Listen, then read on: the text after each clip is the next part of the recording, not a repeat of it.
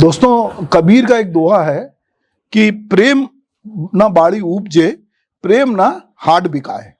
दरअसल प्रेम को लेकर सदियों से लोगों ने अलग अलग तरह से, और खास करके अगर मैं कहूं कि सूफी जो हमारे कवि रहे हैं या जो हमारे रीति काल के कवि रहे या भक्ति काल के, उन्होंने बहुत सारी चीजें प्रेम को लेकर लिखी है।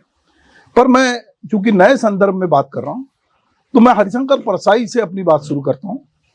परसाई कहते हैं कि उनकी एक कहानी है, छोटी सी लघु कथा जाति। वो कहते हैं कि प्रेम करने से जात नहीं जाती, विवाह करने से जात जाती है। और इसीलिए जो दो मित्र हैं जिनके बच्चे आपस में प्रेम करते हैं, तो वो उनको प्रेम करने देते हैं, पर वो विवाह के लिए तैयार नहीं है। क्योंकि हम जिस सामाजिक व्यवस्था में रहते हैं वहां पर प्रेम करने को अब तो सब लोग इग्नोर भी करते हैं। अब जो नई पीढ़ी है उसमें बहुत लोग ज्यादा उस तरह से पूछताछ नहीं करते कि आप किसके साथ घूम रहे हो। वो जो लैंगिक असमानता थी वो काफी हद तक दूर हुई है और लोग जो है थोड़ा सा उदार हुए हैं। मनोज रुपड़ा की कहानी मैंने चुनने के पहले मुझे लगा कि चूंकि मैं परसाई पे लगातार बहुत सारा काम करता हूँ, तो मैं परसाई की दो कहानियां थोड़ा जिक्र करना चाहता हूँ। परसाई की एक कहानी है, एक लड़की पांच दीवाने। लड़की जो दीवाने हैं, जो उसको प्रेम करते हैं, पर लड़की चतुर हो गई है। अब वो उसमें से उस दीवाने को चुनती है, उसकी तरफ प्रेम का इजहार करती है, जिससे उसका जीवन सेटल हो जाए।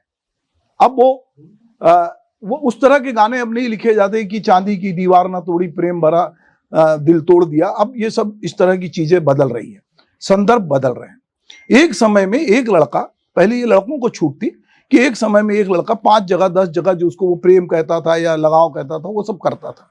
अब ये चीजें बदल गई है। अब लड़कियां भी अपने मोबाइल पे 4-4 5-5 लोगों को कॉल वेटिंग पे रखती हैं, और वो उनसे भी समान रूप से वही सब शेयर करती हैं जो कि किसी एक से करती हैं। तो चीजें बदल रही हैं, और बदलते संदर्भ में मुझे लगा कि मैंने जैसा पहले कहा था कि मैं भालचंद की कहानी पे बात करने वाला था, फिर मना हो गया। आनंद की अधखाया फल, क्योंकि उस कैरेक्टर को मैं जानता था, तो मुझे लगा वो भी एक प्रेम कहानी है। फिर मुझे लगा कि मैं परसाई की प्रेमियों की वापसी और एक लड़की पांच दीवाने पे बात करूं, क्योंकि नए संदर्भ में मुझे प्रेम किस तरह से चीजें, प्रेम की चीजें बदल रही है और प्रेम को किस तरह से लोग जो है प्रकटीकरण कर रहे हैं। और जब ये सोशल मीडिया का दौर है, तब प्रेम में ये कहा जाता था कि प्रेम गली अति सांकरी, जामे दो न समाए। पर अब जो है वो गली सांकरी नहीं है, कई जगह वो हाईवे में कन्वर्ट होती जा रही है। मतलब, और ये जो मनोज रुपड़ा की कहानी है, वो कहीं ना कहीं एक जो है मनोज रुपड़ा की कहानी ईश्वर के द्वंद्व में एक स्त्री बिना किसी भेदभाव के रोजर और जाप से प्रेम करती है। बचपन से बिना किसी भेदभाव के अपनी चीजें दोनों में बराबर की तादाद में बांटती है, चाहे वो फूल हो, चॉकलेट हो, बर्थडे हो, न्यू ईयर हो, क्रिसमस की शुभकामनाएं हो, चुंबन हो या यवन हो। वो स्त्री दोनों प्रेमियों में बराबरी से बांटती है और दोनों से कोई चीज नहीं छिपाती। ये भी नहीं है कि एक को छिपा के दूसरे से प्रेम कर रही हो, इस तरह की वो स्त्री नहीं है। और ईश्वर को साक्षी मान के वो ये प्रेम को प्रकट करती है।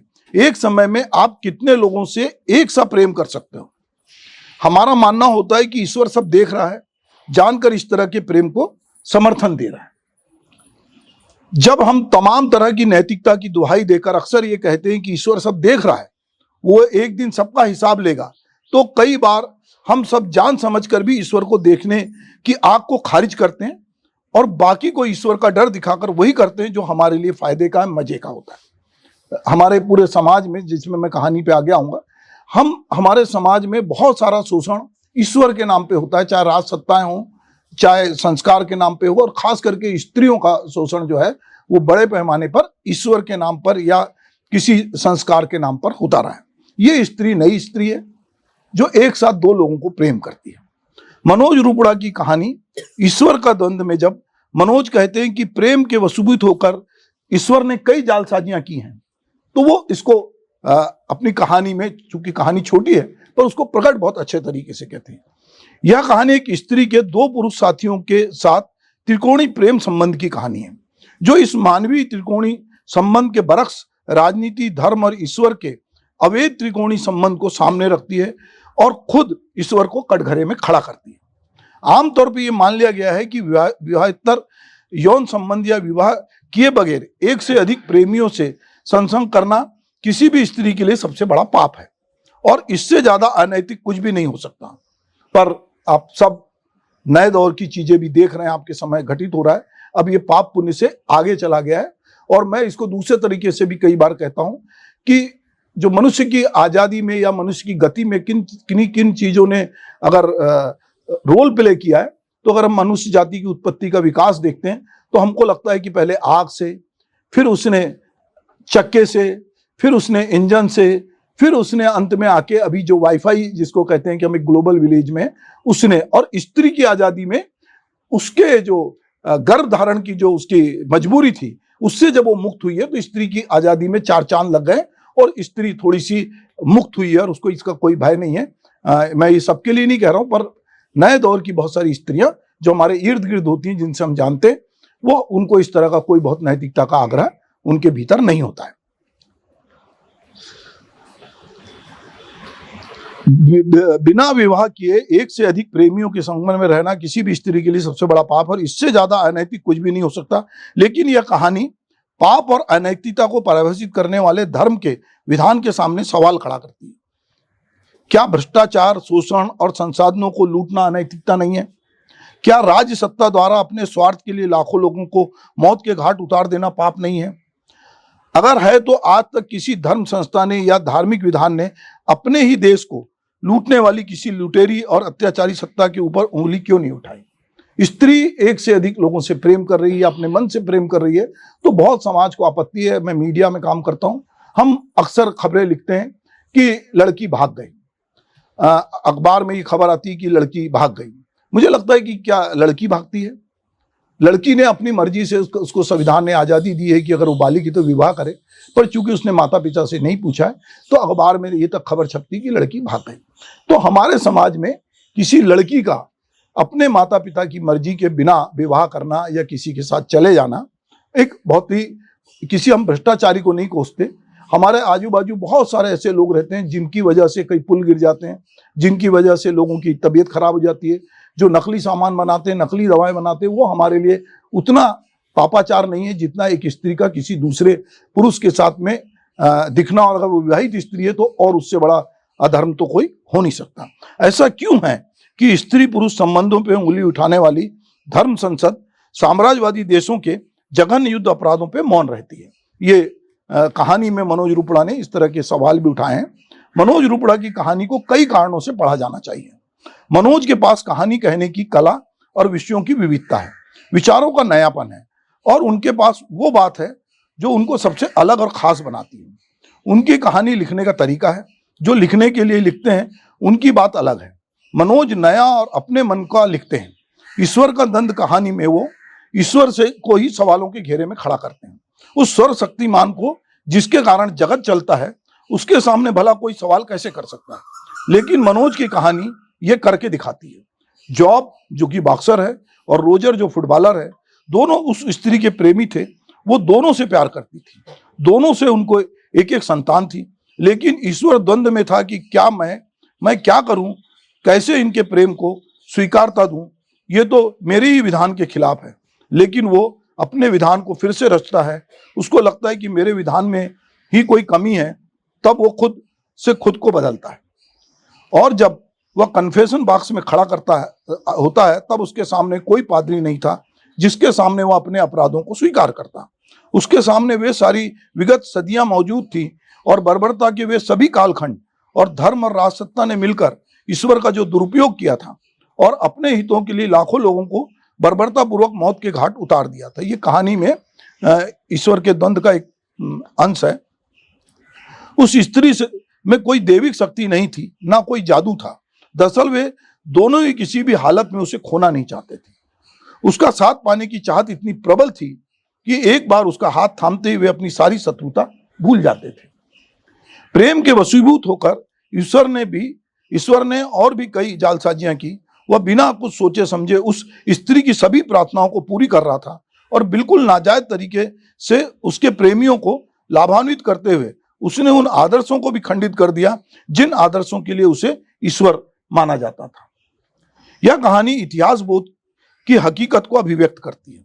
जब धर्म और राजसत्ता का जोड़ इतना मजबूत था कि कि ईश्वर उसमें केवल मोहरा था, सब कुछ धर्म सत्ता के हाथ में था, और उसने उस ईश्वर के नाम पर कितने ही कत्लेआम किए, बड़े बड़े साम्राज्य बनाए, और उसको ईश्वर का नाम दिया कि सब उसकी मर्जी से हो रहा है।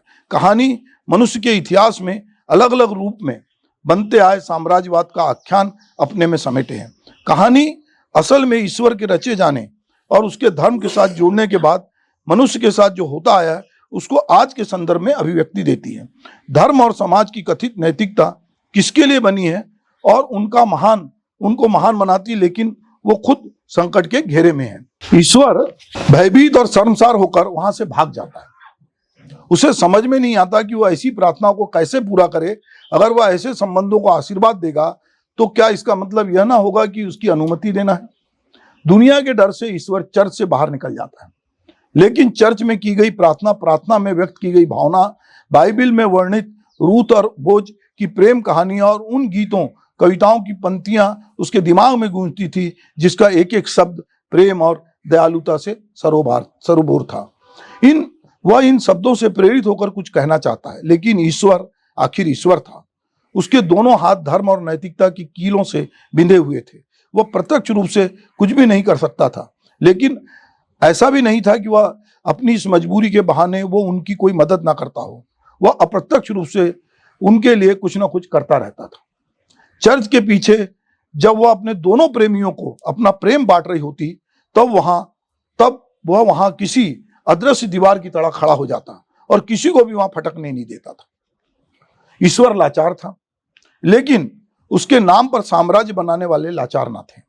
कहानी उपनिवेशवाद अवधारणा की पोल खोलती है। ब्रिटिश सत्ता ने धर्म के नाम पर कितने जुल्म किए और उसको इस तरह को सही ठहराया कि उस ईश्वर का ही आदेश था। उसने दुनिया को सभ्य बनाने के काम के लिए हमें मौका दिया था, हम तो उसके आदेश को पूरा कर रहे थे। इससे आगे हमने कुछ भी नहीं किया। अगर इसमें कुछ भी गलत हुआ होगा तो उसका जिम्मेदार ईश्वर ही है। सत्ता अपने अनुरूप कथानक रचने में हर युग में सबसे ऊपर रही है। उसका ये नैरेटिव इस कहानी में टूटता है। कहानी उस शक्तिमान से ही सवाल करती है, उसके नाम पर आज तक जितना कुछ हो रहा है उसकी हकीकत को उजागर करती है। कहानी प्रेम त्रिकोण के माध्यम से उस ईश्वर और उसके ठेकेदारों को कटघरे में खड़ा करती है। प्रेम जीवन की अमूल्य निधि है और उसके सामने ईश्वर भी अपने को लाचार पाता है। कहानी अपने कलेवर में धर्म और ईश्वर के नाम पर किए गए जुल्मों को उजागर करती है, साथ ही जीवन के सत्य को भी सामने रखती है। कोई भी सत्ता अपने को ईश्वर के माध्यम से ही लोगों को में स्थापित करती है। तरह तरह के मापदंड बनाकर वो अपने को इसके सर्वश्रेष्ठ साबित करती है। वह सिर्फ ईश्वर का द्वंद्व नहीं है, यह सभ्यता का द्वंद्व है, जिसका समाधान ईश्वर के पास नहीं है, जिसका समाधान मनुष्य के पास है। स्त्री पुरुष मिलकर एक महान जीवन संभव कर सकते हैं। पृथ्वी उसका घर है और उस जीवन के अपने मापदंड और मानक हैं। वो थोपी हुई नैतिकताओं से परे एक मुक्त और स्वतंत्र जीवन का पर्याय है।